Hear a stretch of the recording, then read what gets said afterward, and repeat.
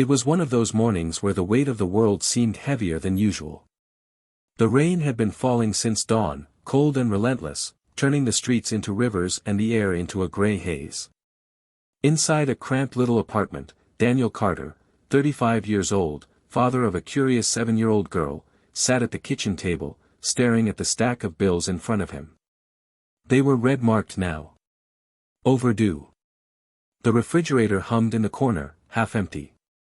A lunchbox sat open on the counter, waiting for the peanut butter sandwich he was about to make for Lily, his daughter. Daniel rubbed his face with both hands, as if trying to scrub away the exhaustion.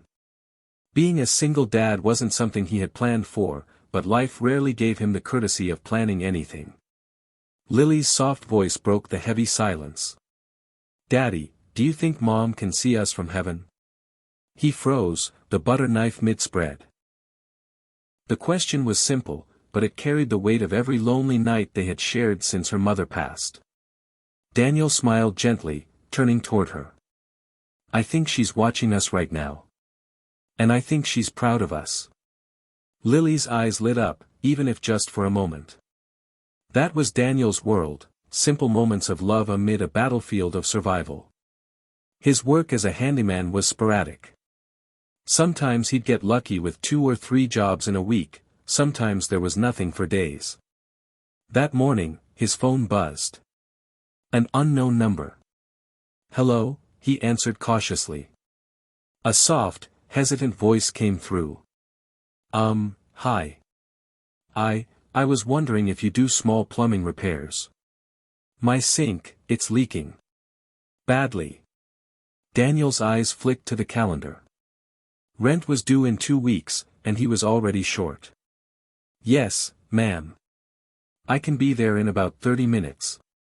Could you text me the address?" The woman on the other end gave a quiet sigh of relief. "Please, thank you." He didn't know it yet, but this call would change everything. The house was nothing like what Daniel expected. It stood in a quiet, upscale neighborhood, its white walls and tall windows glowing softly despite the rain. He parked his old, dented pickup on the curb, feeling instantly out of place. When the door opened, he found himself face to face with a woman in her early 30s. She had dark hair pulled into a loose bun, and she wore an oversized sweater like she had just thrown it on without thinking. Her smile was shy but warm. "You must be Daniel." "I'm Claire." Inside, the place felt cozy, bookshelves, soft lighting, the scent of fresh coffee lingering in the air. But Daniel noticed something else. Despite the beautiful home, there was a certain loneliness here. Claire led him to the kitchen, where a steady drip drip drip echoed from the sink. "I tried turning off the valve, but it's still leaking," she said, sounding almost embarrassed. Daniel set his toolbox down. "Don't worry. I'll take care of it." As he worked, Claire stayed nearby, asking questions, not just about the sink, but about him. "So, do you do this full time?" He smiled faintly, tightening a pipe. "I do whatever keeps the lights on.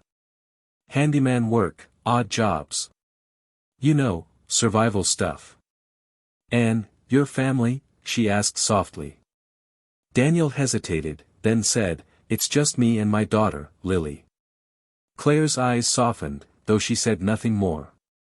When the leak was finally fixed, Daniel wiped his hands and began packing his tools. "How much do I owe you?" she asked. He hesitated. "It's a simple job. $50 is fine." Claire looked almost surprised. "That's too little."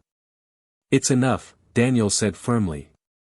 He left without knowing she stood at the window, watching him drive away, her mind turning over the way he had spoken about his daughter, the quiet strength in his voice.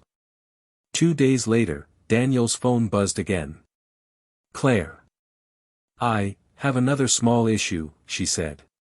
"If you're not busy." Over the next few weeks, the calls kept coming. A squeaky door hinge. A stuck window. A shelf that needed fixing. Daniel noticed the jobs were things most people could handle themselves. But Claire always found a reason to call. And in those visits, she learned little pieces of him, how he skipped meals so Lily could eat more, how he worked through colds without rest, how he refused to take charity but never hesitated to help someone else. Then came the day that tested everything. Daniel had been working late on another client's roof when his phone rang. It was Lily's school. "Your daughter fainted during recess. We've taken her to the hospital." The world blurred. He drove like a man possessed, his hands shaking as he ran through the hospital corridors.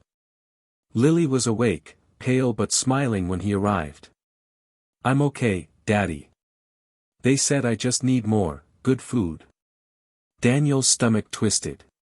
He knew exactly what that meant, malnutrition. He had been stretching meals too far. As he sat beside her bed, wondering how he would afford the hospital bill, Claire appeared in the doorway. She didn't say anything at first. Just stepped in, set a paper bag of food on the table, and sat across from him. "You didn't tell me it was this hard for you," she said quietly. Daniel's voice was low. "It's not your problem." Claire's eyes glistened. "Maybe it is now." What Daniel didn't know, couldn't have known, was that Claire wasn't just a woman with a nice house. She was one of the city's youngest tech entrepreneurs, her net worth in the millions. She had spent years surrounded by people who wanted something from her, money, influence, connections. But Daniel, he had wanted nothing but to do his job, take care of his daughter, and leave. That was why she had kept calling him back. Not because of the repairs, but because of the man behind them. The next morning, Daniel woke to a knock on his door. Claire stood there, holding an envelope. Inside was a letter, an offer. She wanted to hire him full-time, at a salary that would more than cover his expenses. She said she needed someone she could trust to take care of her properties. Daniel stared at it, stunned. I can't take this out of pity." Claire shook her head. "This isn't pity. This is, wanting someone good in my life. For work, and maybe for more than work." Months passed. Daniel's life transformed, not overnight, but steadily. Lily had better food, better clothes, and a father who could finally breathe without the constant weight of survival crushing him.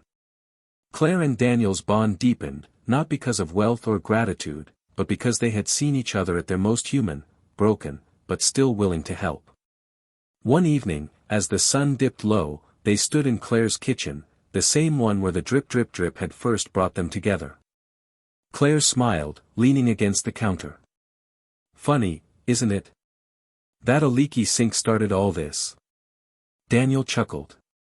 "Guess sometimes. The smallest fixes lead to the biggest changes." And as they stood there, Lily laughing in the background, Daniel realized something.